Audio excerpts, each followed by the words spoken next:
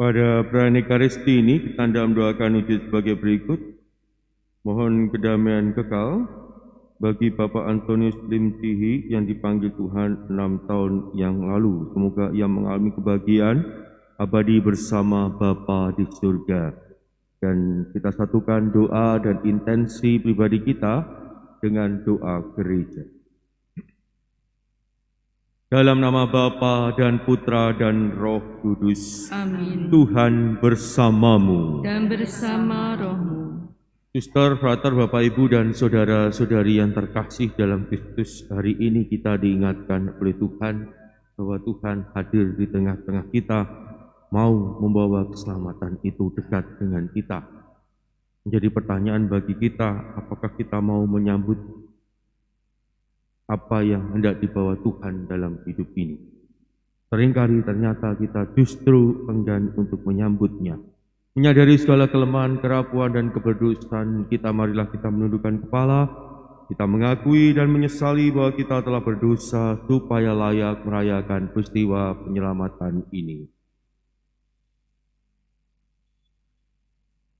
Bersama-sama di hadapan Allah kita nyatakan tobat kita. Saya mengaku kepada Allah yang Maha Kuasa dan pada saudara sekalian bahwa saya telah berdosa dengan pikiran dan perkataan, dengan perbuatan dan kelalaian. Saya berdosa, saya sungguh berdosa. Oleh sebab itu saya mohon kepada Santa Perawan Maria, kepada para malaikat dan orang kudus, dan kepada saudara sekalian, supaya mendoakan saya pada Allah Tuhan kita. Semoga Yang Maha Kuasa mengasihani kita, mengampuni dosa kita, dan menghantar kita ke hidup yang kekal. Amin. Tuhan, kasihanilah kami. Tuhan, kasihanilah kami. Kristus, kasihanilah kami. Kristus, kasihanilah kami. Tuhan, kasihanilah kami. Tuhan, kasihanilah kami. Marilah berdoa.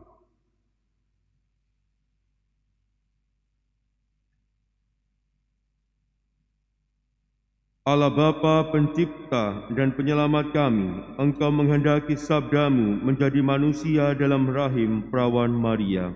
Semoga putra tunggalmu, manusia seperti kami, studi mengikutsertakan kami dalam kehidupan ilahi. Sebab dialah yang hidup dan berkuasa bersama Dikau dalam persatuan Roh Kudus, Allah sepanjang segala masa. Amin. Kita duduk untuk mendengarkan sabda Tuhan.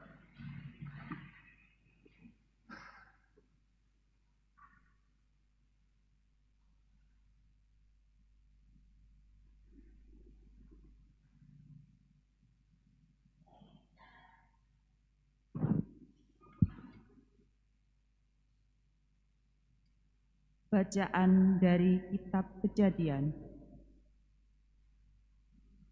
Ketika mendekati ajalnya, Yakub memanggil anak-anaknya dan berkata, "Berhimpunlah kamu dan dengarkanlah, ya anak-anak Yakub, dengarlah kepada Israel ayahmu. Yehuda, engkau akan dipuji oleh saudara-saudaramu. Tanganmu akan menekan tengkuk musuhmu. Kepadamu akan sujud anak-anak ayahmu.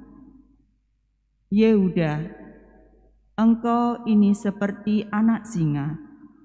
Setelah menerkam, engkau naik ke suatu tempat yang tinggi, hai anakku. Engkau meniarap dan berbaring seperti singa jantan atau singa betina. Siapakah yang berani membangunkannya? Tongkat kerajaan tidak akan beranjak dari Yehuda,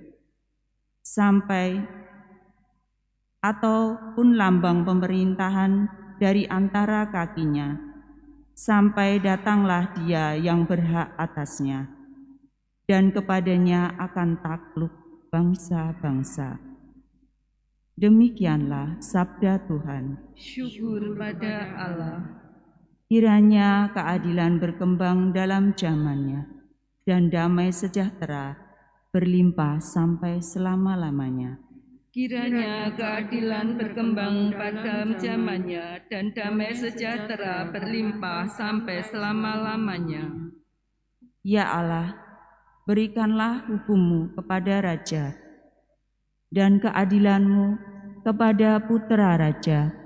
Kiranya ia mengadili umat-Mu dengan keadilan dan menghakimi orang-orang-Mu yang tertindas dengan hukum. Kiranya keadilan berkembang dalam zamannya dan damai sejahtera berlimpah sampai selama-lamanya. Kiranya gunung-gunung membawa damai sejahtera bagi bangsa dan bukit-bukit membawa kebenaran. Kiranya ia memberikan keadilan kepada orang-orang yang tertindas dari bangsa itu. Kiranya ia menolong orang-orang miskin. Kiranya keadilan berkembang dalam zamannya dan damai sejahtera berlimpah sampai selama-lamanya. Kiranya keadilan berkembang dalam zamannya dan damai sejahtera berlimpah sampai tidak ada lagi bulan. Kiranya ia memerintah dari laut sampai ke laut, dari sungai Efrat sampai ke ujung bumi. Kiranya keadilan berkembang dalam zamannya dan damai sejahtera berlimpah sampai selama-lamanya. Biarlah namanya tetap selama-lamanya. Kiranya namanya semakin dikenal selama ada matahari. Kiranya segala bangsa saling memberkati dengan namanya dan menyebut dia berbahagia. Kiranya keadilan berkembang dalam zamannya dan damai sejahtera berlimpah sampai selama-lamanya. Haleluya, haleluya. Haleluya.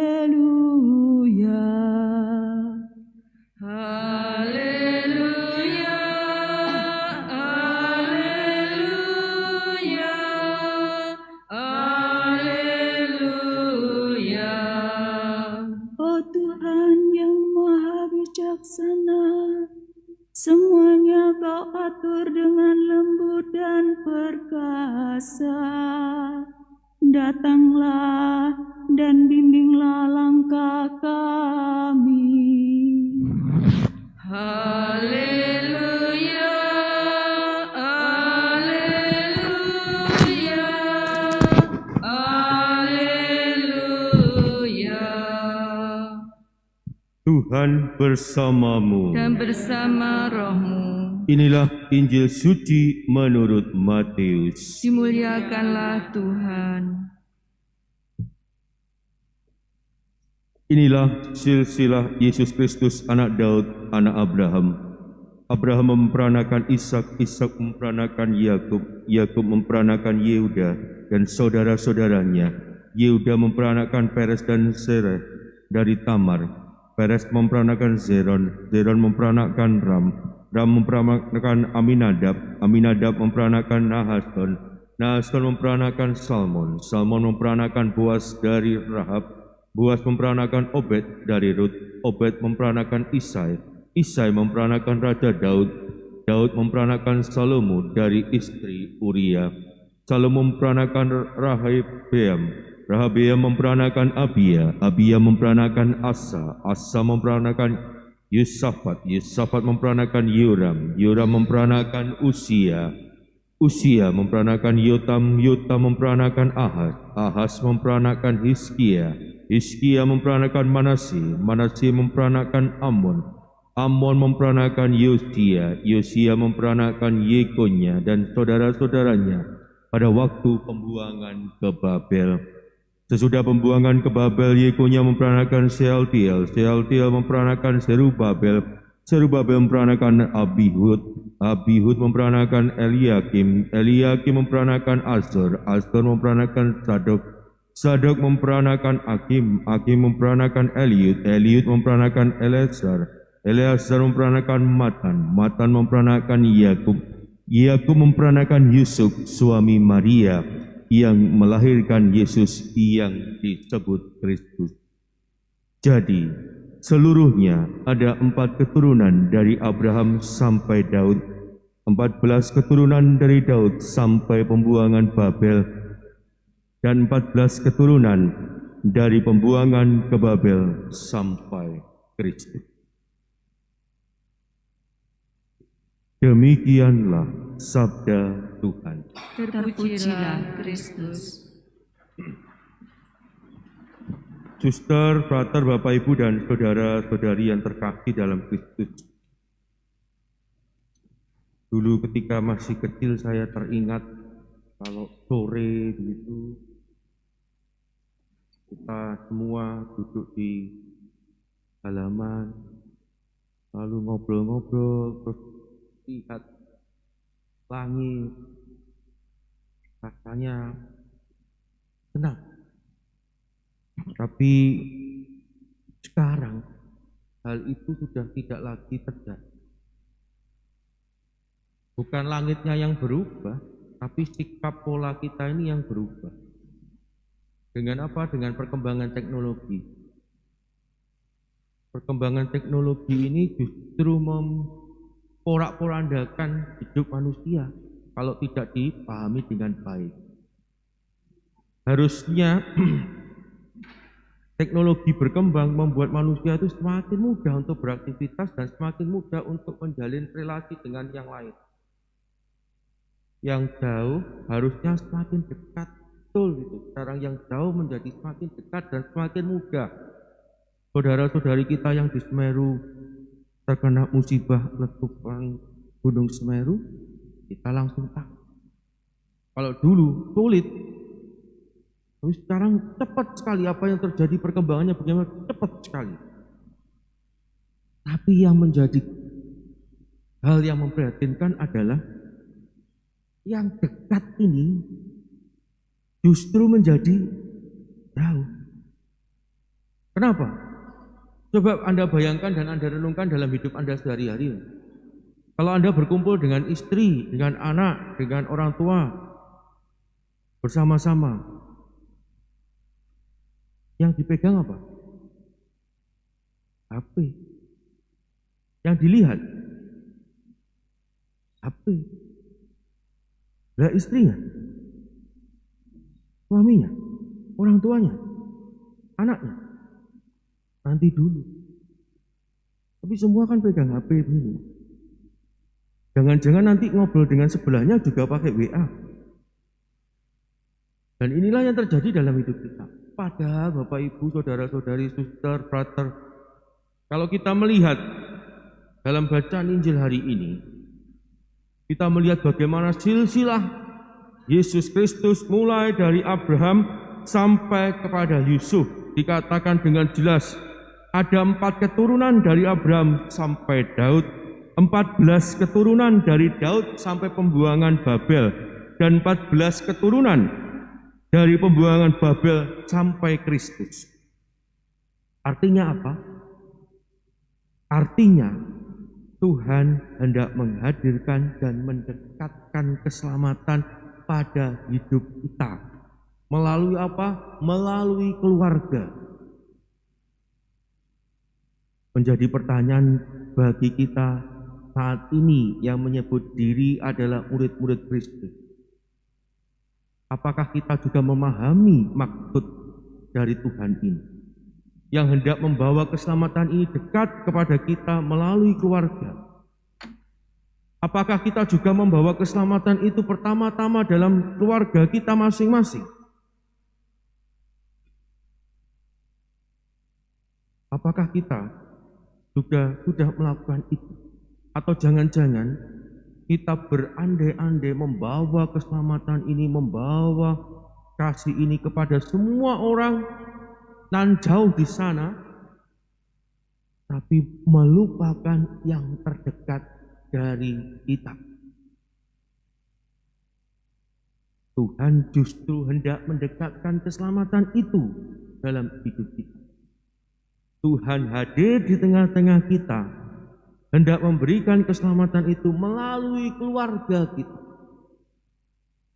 Maka mari kita pertama-tama membawa keselamatan itu bagi keluarga kita, bagi suami kita, bagi istri kita, bagi anak-anak kita, bagi orang tua kita.